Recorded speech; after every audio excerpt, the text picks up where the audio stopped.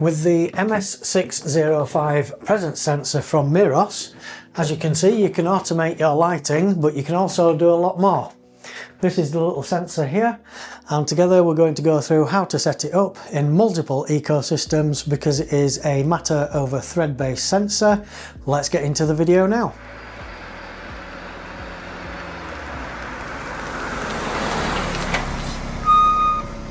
See, we have the MS605 smart presence sensor from Meross. I've already taken everything out of the box. As you can see, here is the sensor itself, and if I pick this up and put it around, you have the battery compartment at the back, and in the battery compartment you have a rubber seal, so that helps with weatherproofing, and this shuts like that. It is quite stiff, and when you first undo it, it does feel a little bit like it's going to break, but it's actually quite solid. And also it revolves like this. You get a sticky Velcro pad, you get a little guitar pick style thing here, so it makes it easier to come out. You get your Matter code, and you get your little battery, and the battery is a CR123A battery. So let's get into the features of the product, and we will set it up and show you how it works. As you can see, we've downloaded the Meross app, although with this product you don't need to download the Meross app because it is Thread and Matter compatible. So we are going to add it to here, and the screen recording is there. We're going to take the battery cover out and press plus in the top right hand corner, and we will allow it to find Bluetooth devices. Put the battery in the unit, put the cover back on. As you can see, it starts flashing green and it has come up already. So we will add this sensor, and it's successfully installed. So we'll click done. That was very quick. We have an installation guide, so for first time use, follow the instruction guide to complete installation. This ensures optimal detection performance. The process takes about 2 to 4 minutes. So we will go next. So as you can see, you can read that there, and we'll click next. Here we go, you can see the diagrams, and as we scroll up you can see the diagrams there. We'll click next. You have step 2 of 3. As you can see, you have some more instructions here. We'll click next. It looks like basically all of these instructions are making sure that you don't have too many interference sources near the sensor itself. So if we click next, we have the hook and loop fastener, which is here. This is the Velcro that they're referring to. Metal can weaken the signal, so that's why it's not magnetic. And finally, let's complete the configuration. This usually takes about 3 minutes. So before we do that, I'm going to go into the landing where I'm going to be replacing a wired sensor, and we'll click the next button. Custom, I know that it is 4.2 meters. After waiting a few minutes, I decided to quit the app because it was taking way too long. As you can see, it's saying presence at the moment, but I have come out of the area, so we'll wait and see how long it takes.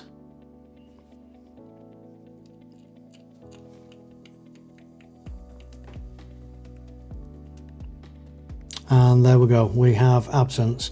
So it may be that it's learning at the moment. We'll go on to the settings.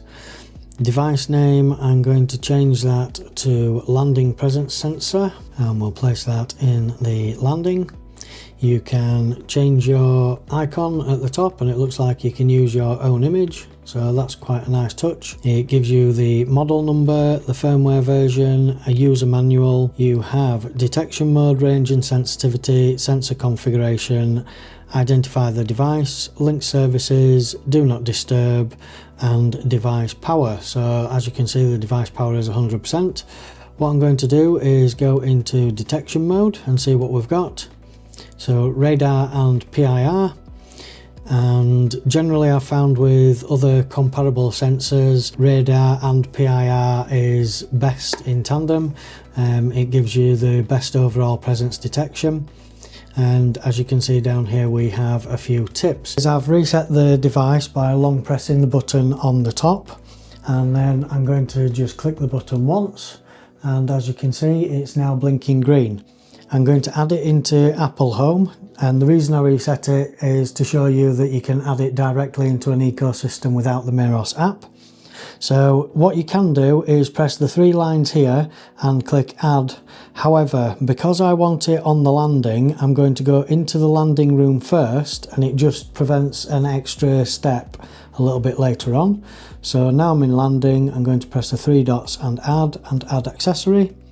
And I'm now going to scan the matter code on the side of the device and then click add to home. And as you can see, it's connecting.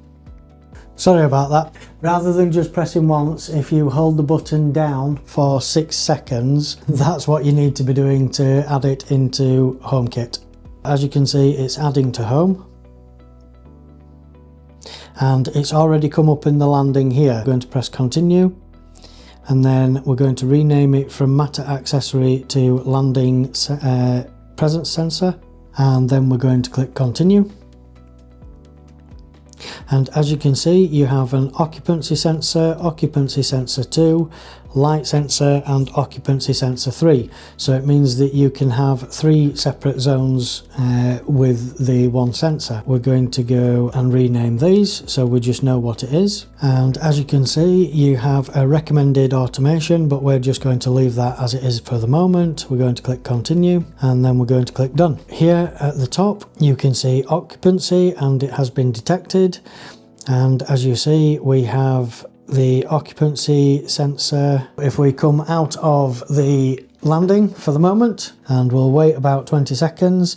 Now, as you can see, I have set the other occupancy sensor to be a lot lower threshold. So for the moment that one has gone away straight away, but I have set the Meross one to 20 seconds. So if we give it about 20 seconds, then it should, there we go, detect that there's no presence there.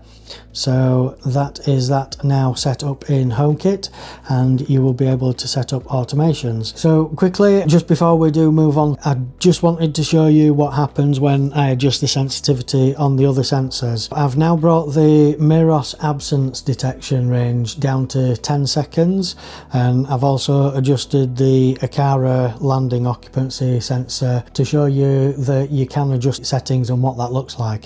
So if we walk into the landing at the moment, as you can see, the Aqara and the Meross picks you up at roughly the same time. They are in different positions in the landing, but then if we go back out and we go 1, 2, 3, 4, 10, 11, it's sort of between 11 and 10 seconds, but as I said, I did adjust the Aqara sensor down to 3 seconds. What I did notice on the Meross sensor, if I go across onto the Meross app here, when you go onto the sensor configuration, when you go onto the absence detection, if you try putting this down, it bounces back to 10, so you can't have it less than 10 seconds on there. So that's why I put that at 10 seconds. But I think this is generally a good practice. It reduces false positives. So I actually think that's quite a good thing that it's not below 10 seconds on this sensor in this case. It will also help save on battery life as well, I believe. So I just wanted to point that out before we moved on. So now that we have the sensor in both Apple Home and I've also put it back into the Meross app, if you want to go to update the sensor, then instead of going into the sensor itself, you go to user down here, and then as you scroll upwards here, you can see firmware update. So if you click on firmware update, you can see there's one available update. That's quite handy. So if we click on here, you see the smart presence sensor has an update, and we're going to click update, and we're going to press the button once on top of the sensor. And as you've just seen on the screen recording, as soon as I press the button, the update starts. We are on 99% now, and as you can see, the time is 11:27, so it is indeed taking roughly about 3 minutes to complete the update. So they are quite accurate, and the update has been successful. If we come back here and go back, the next thing that I wanted to show you is that if you go down here and click on widget, then you can choose to select a scene or a device widget that you can then add to your home screen, and obviously this will transfer across onto your device. if we click back again, we can now click on Lady A at the top, and as you can see, you can click to allow and link your Meross account with the Lady A app.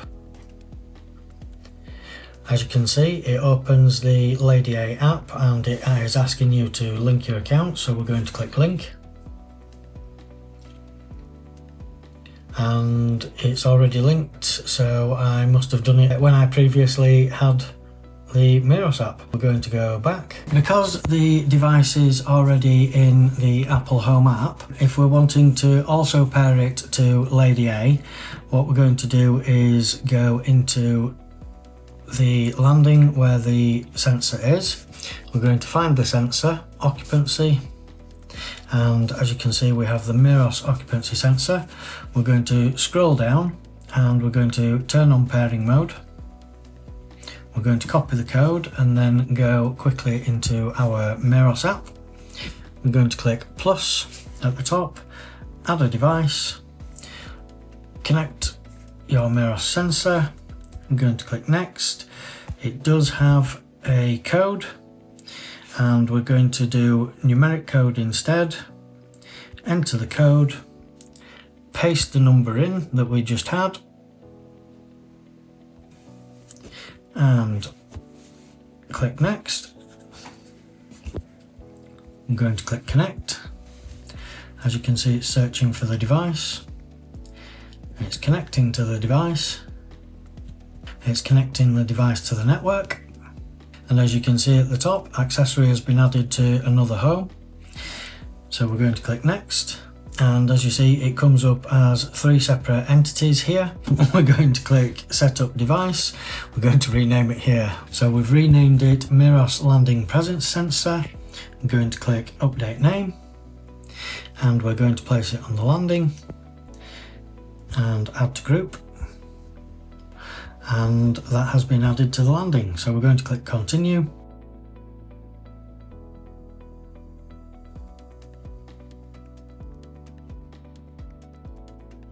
And there we are. If we now go to our landing, as you can see, we've got many devices in the landing, but we have Meross light sensor, we have the Meross motion sensor and the Meross presence sensor. What I'm going to do just to test it out is walk outside. And as you can see, motion detected. What we're going to do now, as you can probably see from the computer screen, we have Home Assistant. Home Assistant! Thank you to another YouTuber. I have a new tick. I'll tag you in the video. We're in HA, and if we go over to devices and services, what we're going to do is head to Matter and add a device. The device is already added to another platform, so yes, it's in use, and we're going to click Apple Home, and we are going to once again go into Apple Home, and we're going to go to our landing, find our occupancy at the top and click on Meross. Again, we're going to click turn on pairing mode. And the good thing is, if you have Apple devices, you can copy the code from here and then press Command and V to paste the code in there. And we're going to click Add Device. As you can see, it says that it's going to take a minute or two.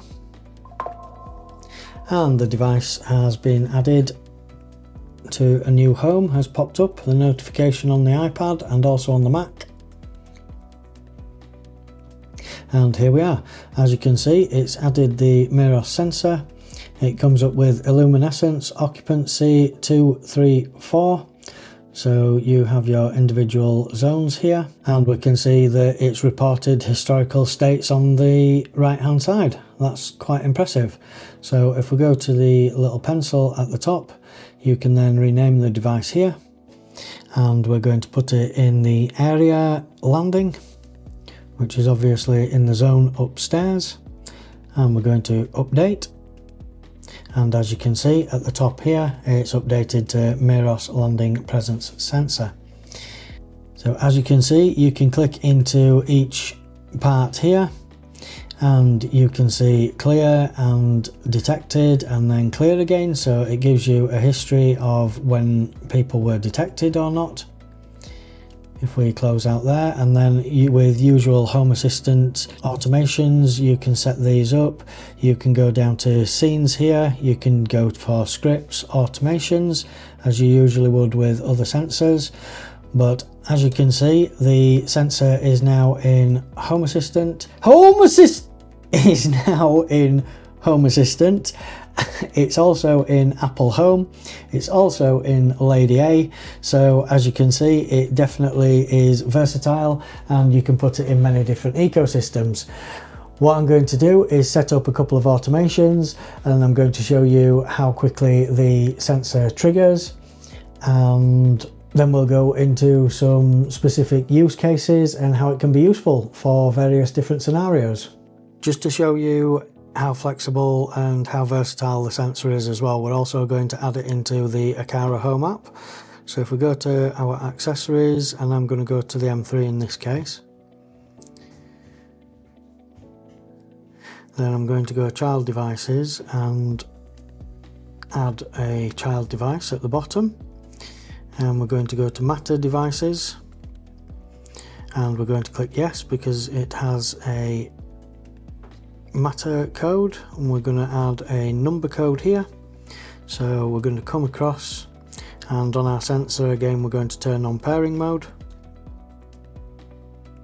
and copy the code, then go back into our Aqara app and paste the code, click OK. As you can see it's connecting,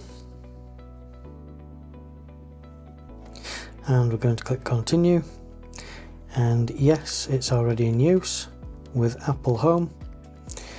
Going to enter the code, paste the number again and click OK. Pair it to the M3 hub and we're going to click add, and there we have it setting up. And there we have the accessory added to another home. So it'll come up and allow us to rename it. So we're going to rename it Meross Landing Presence Sensor. Going to click continue and done. And here we are, it's registering the device and it's going to bind it to Aqara Home. And there we are. Again, we're going to rename it here. And I generally find if you keep the naming consistent across all of your platforms, then it just makes sure that there's no sort of discrepancy with multi-platform control. Now, as you can see, the location is in the living room, and this is because the M3 is placed in the living room. However, we want to move that onto the landing because that's where the sensor is, so don't forget to do that. We're then going to click next, and we're going to click done. So now that we have done that, we can then scroll through our device list to the landing, and as you can see you have the Meross landing presence sensor there, so we're going to click on there, and you have your battery level at 100% and it's showing 0 lux at the moment. We have no motion detected, no motion detected and no motion detected for all the sensors. Now, because I haven't got sensor 2 and sensor 3 set up, technically I've only got the sensor 1 set up. I'm going to go walk out here while Sam films the iPad for you, and you should see that it comes up with presence. And then if I come back in here, and then we will wait the allotted time, which I believe I set it at 20 seconds. And no motion. There we are. So that confirms that it is also working in Aqara Home as well. So I just wanted to include that in there to show you that it is versatile across pretty much every platform that you want to add it to. I'm just going to walk you through the setup process of setting up an automation so that if it's night time and the sensor detects presence, then the light will come on, and if there is absence at any time of day, then the light will go off. I wanted to do it in the Aqara app because this is where most of my automations live, but you can do a similar thing across all of your other smart home apps as well. So in this case, we're going to go to the three dots at the top right hand side, and then we're going to scroll down until we see configure automations. We are going to add an automation here, and we're going to say when, accessories, the Meross landing presence sensor, and presence is detected. Then what we're going to do is click on the three dots here and say acting time and at night and save. And then we're going to go down to then, because we don't need an and at the moment. We're going to say accessories, scroll down to where our landing devices are, select landing light and turn on. Then we're going to click save, and as you can see, when presence is detected, then landing light turn on. And you can rename that if you wish. You can also set location and grouping. We're going to click done, and we're going to add a second automation. Again, we're going to click on our accessories and select the presence sensor, but this time we're going to say absence is detected, and this time we're not going to click on the three dots because we want this to be active all of the time. Or if you do click on the three dots, you can go on acting time and always active. So we're going to click save on there. Again, we're going to click the landing light and then turn off. I'm going to save that automation as well. And again, you can choose location, grouping and rename if you wish. We're going to click done. And as you can see here at the right hand side, both of these automations are active. And what's nice about it is because it's running on the M3 and I have LAN mode turned on, then these two automations are local. I don't know if you can see that on the video, but those two automations are local. What I'm going to do now is that them automations are set up. I'm going to walk out onto the landing so that you can see the landing light turning on. And as you can see, that was rather fast. Hopefully you managed to catch that on the camera. And if we come out of the way again, sorry, I'll get out of your way, Sam. Hopefully you'll be able to see in roughly a couple of seconds, because I'll just skip ahead for the 20 seconds, the light will be turning off. And there we have it. The automation works successfully. So hopefully that helps you when setting up an automation. What I'm going to do now is run through the same thing but set it up in Apple Home for you. So in Apple Home, as you can see, if we go to our occupancy in the landing and click on the Meross sensor, and here we have add automation, then you can go if it detects occupancy. Now here you can put any time, but what I'm going to do is say only at night. And people I'm going to leave off, but you can click on here and you can say when somebody's home, when I am home, when nobody is home, or when I am not home. But again, I'm going to leave that off. We shall click next. We will find the light that we want to control. In this case, obviously it's going to be the landing. We'll click on the landing light and click next, and we will make sure that that is on. Interestingly enough, you can do it in Aqara Home as well, but you can also click on here and you can select how much the light comes on by as well. And if you've got a light that supports RGB, you can also choose the colour as well, but here you can actually choose the color temperature if you wish by going into that there. So we're going to click X here and come out, so that will turn the light on.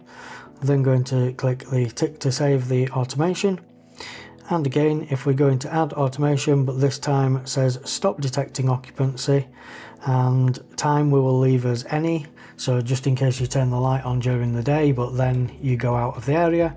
Click next. Find your light again. In this case it's going to be the landing light, and click next. And again, here you are, you can see that it's turned off, so we're going to click the tick to save it, and then we're going to click the X to come out of there, and once again we're going to go out into the hallway, landing, sorry, and as you can see the light came on, and we'll come out,